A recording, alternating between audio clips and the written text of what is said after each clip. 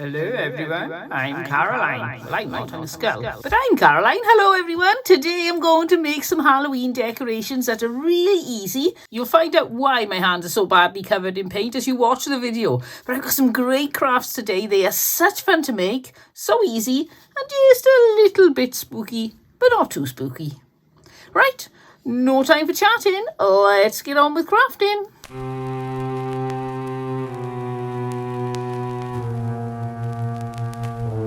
For this craft, I'm going to use a book, and I'm going to take this skeleton that I got from Poundland, which is like Dollar Tree or Dollar General, that sort of thing, and I'm going to take it apart. It's actually 4 foot long. It glows in the dark too.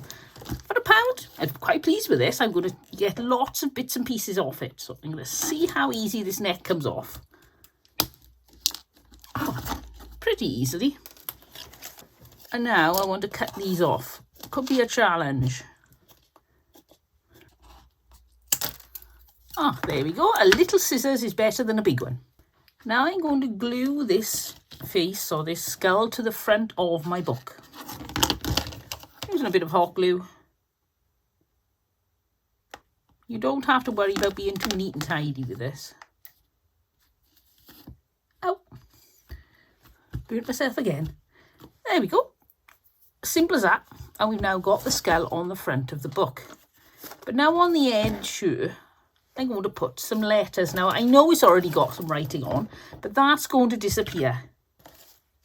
I've got these completely unsuitably coloured letters, but that's not a problem either. Keep watching.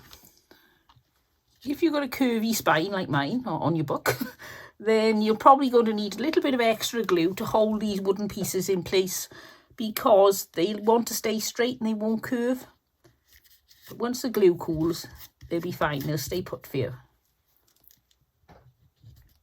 Now, the observant among you will notice that the one L is slightly different to the other. Well, it's completely different colour-wise, but this is a bit narrower than this, and that's because I didn't have another L. So I got an F, took the middle bit out, sanded it down, and turned it into an L. Then when you finish, turn the book onto the side, and then if you've got any gaps, fill them up with a bit of hot glue, and then smooth them off.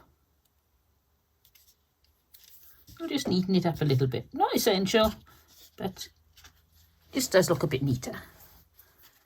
Now open your book up, take the middle section and ink it in whatever colour you like. You can do this in black if you want to, but I think it'll be too much black, so I'm going to do mine in brown, and make sure you give it a good going over. I want this to look old and worn out and dusty and awful from years and years of being stuck in a dungeon.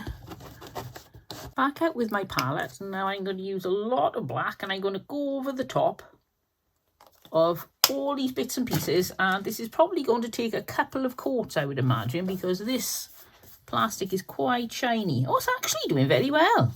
Oh, that's not too bad.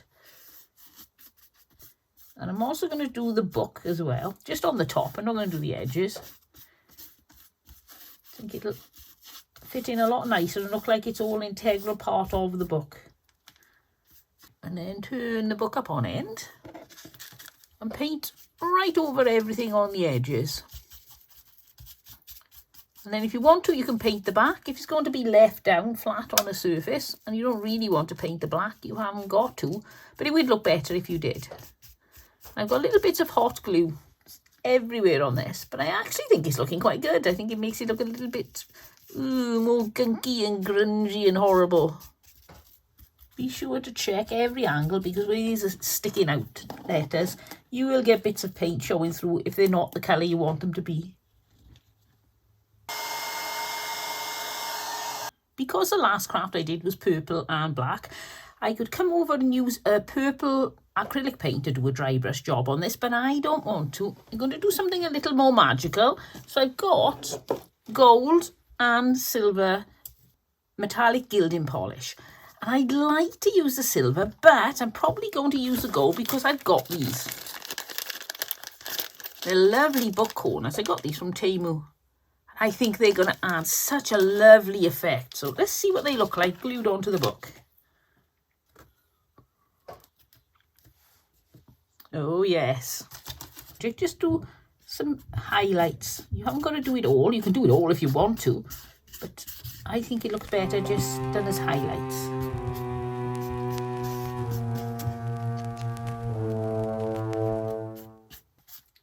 And I'm just going to do some odd little marks here and there. And now for the end. Same again. Only this time I'm going to be putting a lot more on the word spells because I'd like that to really stand out. This makes the letters look like they're quite metallic. You'd never guess they were brightly coloured wood ones, would you? And then if you want to, ink the edges as well. I quite like the idea of inking the edges. And look at that, you've got yourself a lovely old looking spell book. And you can put a lot more gold on, it will stand out more, but I think it needs to look a little bit subdued because it's for Halloween and it's a bit creepy. You've got your spells on the side.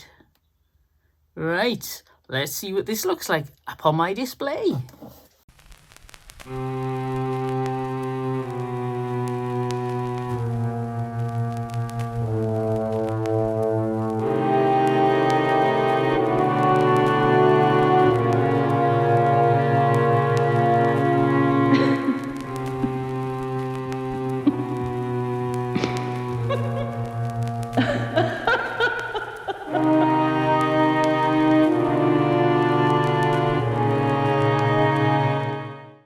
If you're enjoying this video, why not subscribe? Because Caroline's got some great crafts coming up and you really enjoy them. I recommend them, and I'm a talking skull.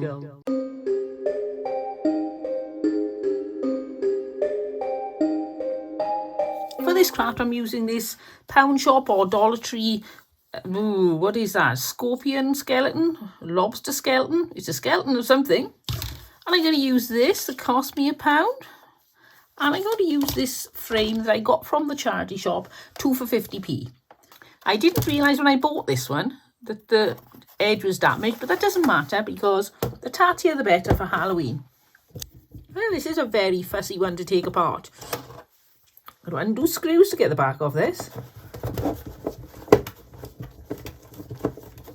I want to remove the glass. Pop that back into position. Turn it around and draw inside. This way I can minimise the amount of my burlap I use because it's pointless coming all the way to the edge. If anything, it'll just get in the way of the screws. Hot glue it into place, but if you're going to use hot glue with burlap, always put a finger protector on because it comes straight through the burlap and will burn your finger. I'm going to take a black ink pad and run over the top of the burlap. I want it to have a black look, but I don't have any black burlap, and I think this looks nicer anyway when you've got all the unevenness of it. There we go, that's looking good. It's probably a good idea to paint your frame first because that way then you'll save yourself a lot of drying time. And with a fairly dry brush, I want you to be able to see all the relief on it. I'm not going for the solid black. I want it to look a little bit sort of haunted housey wood look effect. Look at the difference on that to that. Put too much on there and show you. Don't worry if you put too much on. Wipe it back off. So now work paint all the way around the frame and it'll show off the shape of your frame and all the different decorations on it. And any places where you think it's a bit thick, give it a wipe and then lightly come back over it again. I'll set that aside to dry and I'm going to take my skeleton here that I got and take off the hair. We don't want the hair or the glue. Cut out the hanger. Now I want to remove the clothes. Which isn't difficult because he doesn't actually have a body. Look at that. I'm not sure how I'm going to take that off there. I think it's just glued on. Just give it a pull. I could regret this. Oh, there we go. It was attached by this big metal loop. Well, I did start gluing these together and decided, no, I'm going to paint them first and then glue them later. So I'm going to use some of this. Look at that. Ivory. I'm just going to do a bit of dry brushing over the both because you can see the colour isn't quite right on them. So I'm just a bit of dry brushing. Trying to make them look more like old bones. And normally I put a couple of different coats on of this, different colours. And that way then it would make it look like they were old. But there's so much colour coming through from underneath this, I may not need to. And then the same over the skull. Open wide. Oh no. Then I'm going to get a tiny bit of this raw sienna. Do a little bit of dry brushing over it. And I'm going to go back in with a bit of ivory over the top. And I'm going to come over with the bits that I think are maybe too dark with a wet wipe. And that's really looking like an aged skull now. There. Just take some bits off this one. Oh, he's still alive. Out with my frame and then put it back on. And because this is such a nuisance of a frame, I've got to screw the screws back in.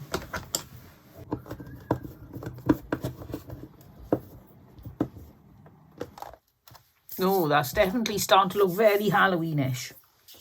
Now to assemble my creepy creature. So check the size and the positioning of him. I think that looks good. So I need to glue his body, that bit there touches, and then pop him into place. Then out with the glue and glue the head into position as well.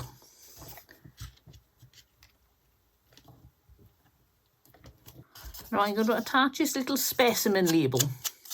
This thinks it adds a little bit of interest. I'll put some brown and some black.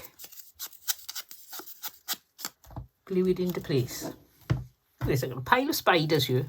Keep finding spiders everywhere. Oh, I've just noticed I put the card in the wrong way, so there's a little bit of a gap up here from the burlap. But it doesn't matter because it's just supposed to be a very old thing anyway, so I think that'll be fine. Oh, look at that! The spider's following me! Ooh. Glue strings. So let's see what this looks like up on my display.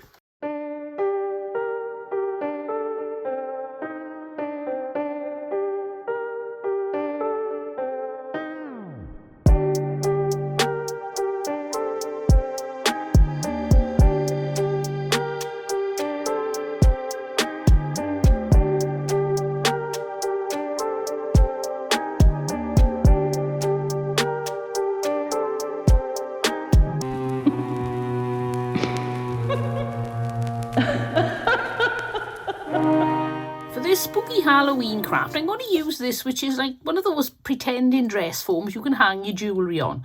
I got this for £1 in a thrift store or charity shop. It was a bit tatty and messy, but that doesn't matter because if you're going to do something for Halloween, the tattier and messier, the better. So I've got a few things I want to fix. I want to put this back on there because you can see the little bit of lace has come off. Simple enough fix, a little bit of hot glue. Push it back into place. It doesn't matter if it's not perfect. If you get something like this, as long as you get it basically the way it should look, you'll be fine. So now I'm going to take this top hanger off. I thought it may pull out, but as it is, it screws in, which makes life a lot easier for me. She's got this necklace on, so I'm hoping that will unscrew as well, and then I don't have to paint over the top of it. Yep, that's coming away nicely. This is PBO number 47, Dark Cobalt Violet Hue. Now I'm going to take my brush and I'm going to paint this. Now I would, in the ideal world, take the arms off, but they're glued in, so that's not going to happen. And then take your time, enjoy the moment and paint right over the dress. I find it's always better to use a stiffer brush to do this. If you use a soft floppy one, it doesn't work so well if you're going over something that you wouldn't normally go over. I want to paint these little bits as well, so this could get very messy. Yep, that got very messy. But just wipe it off. These dress form jewellery holders were really expensive when they first came out. But nowadays you can pick them up in thrift stores or charity shops very reasonably. I tend to wait until I can find one for £1 because I'm only going to alter them anyway, so I don't want to spend a fortune on them. And I'm usually getting one that's got a bit of damage at £1, but I don't mind because I'm going to destroy it in some way anyway while I convert it into what I want it to look like. Now I finished it, I'm going to put it to the side to dry, and I've got this pumpkin. I had this sent to me by a viewer, and it hasn't got a stalk in, but that doesn't matter because it's perfect for the design on this. It's green. Now green is completely the wrong colour, but that doesn't matter because out with the purple paint again, and I'm going to paint all over it. And I don't got to worry if I go over the rope. Time to put my pumpkin on a stick, otherwise I'm going to get completely covered in purple. There's my purple pumpkin. Now, if you get this sort of thing going on where you can still see the colour and you think, I'm not brushing away and it's still the same colour, I can't actually change the colour of the pumpkin. If it's because it's velvet, then you've got to brush both ways with your brush. So you cover both sides of the little fibres that make up the velvet, which makes it very time consuming, but will look much better if you take that bit of extra time over it. I don't mind this one being a bit blotchy because it's Halloween. You can get away with murder at Halloween, which is great for my painting skills. Get some black paint, which is PBO Mars Black. And I want to do some dry brushing, so you want to spread out the paint on your palette, because you don't want this coming out really thick and covering everything.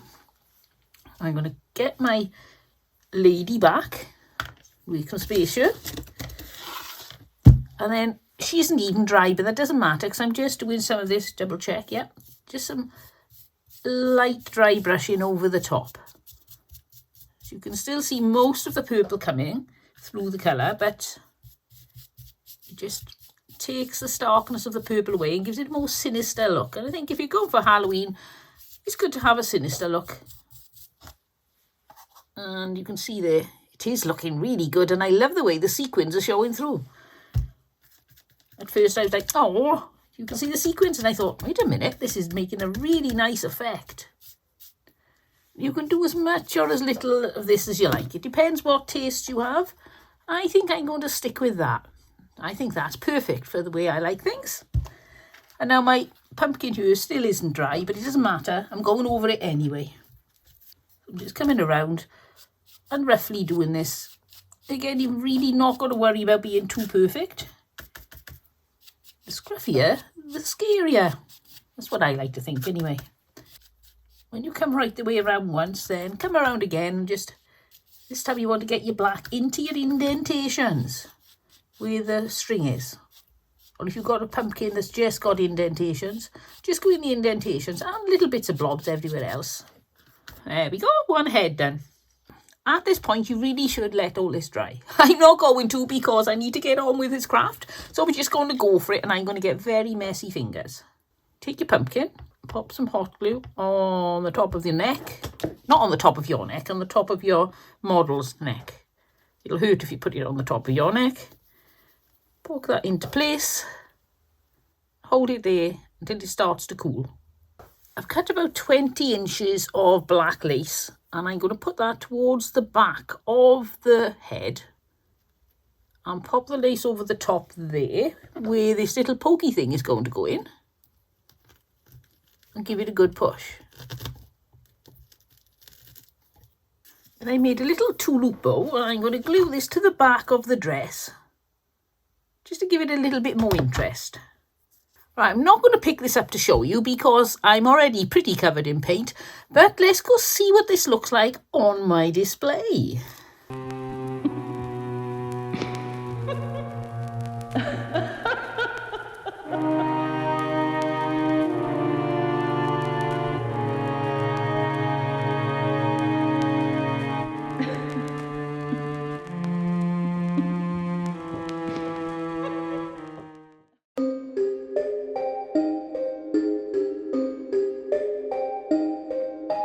This is another one of those crafts that is really quick and easy, so quick that you might miss it if you blink. I've got this candle, it's one of these battery ones. You can see there's like a purpley mysterious glow in it. I got some lace. So first thing I'm going to do is glue some of this lace to the candle. Now if I turn the candle on, you can see there's like a line here. I want to leave as much light as possible above the line. So measure around, I need to cut about there. And you can use lace, ribbon, you can use some paper if you've got a suitable paper. Now this is going to be a first for me because I've never glued to one of these wax candles. I coated it in wax to make it more realistic, but I think that might make it a bit more troublesome. Can you glue to wax with hot glue? We'll find out.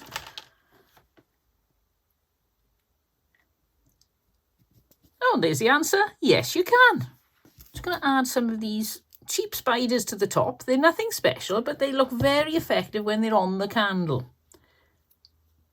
Because I did think if these wouldn't glue on, then I could always melt some of the wax with the nose or the nozzle of my glue gun. Use that then to glue these into the hot wax, and as it's set, it would cling on to them. And find some really interesting positions for your spiders. You can stick as many or as few as you like on. Turn it on. And this is a really nice little prop to go along with your Halloween display. It's not very technical, it's quite a basic thing, but it will just add a little bit of interest. I think I need another spider. These are the ones I got with the web. It was 99p for a web and 8 spiders. I'll put that one there, I think, with his legs sticking up over the top. And that is so easy to do. And I think such fun. I'm wondering whether to put a spider there now. Let's try it. Put him there. So there we go, a lovely spider candle. Brilliant for adding to your decor. Just gives it a little bit of something else. You don't want just all main big things. It's nice to have a couple of small items dotted around. And so if you can make them yourself, that's even better. Right, let's see what this looks like up on the display.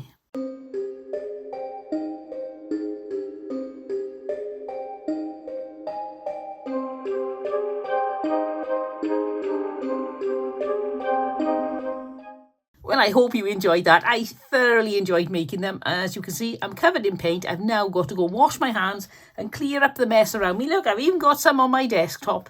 Paint everywhere, bits and pieces everywhere, but oh, it was worth every minute of it. Which one was your favourite? Let me know in the comments below. Right, I'll see you all next time, but until then, don't forget, happy crafting and have fun. Bye! Bye.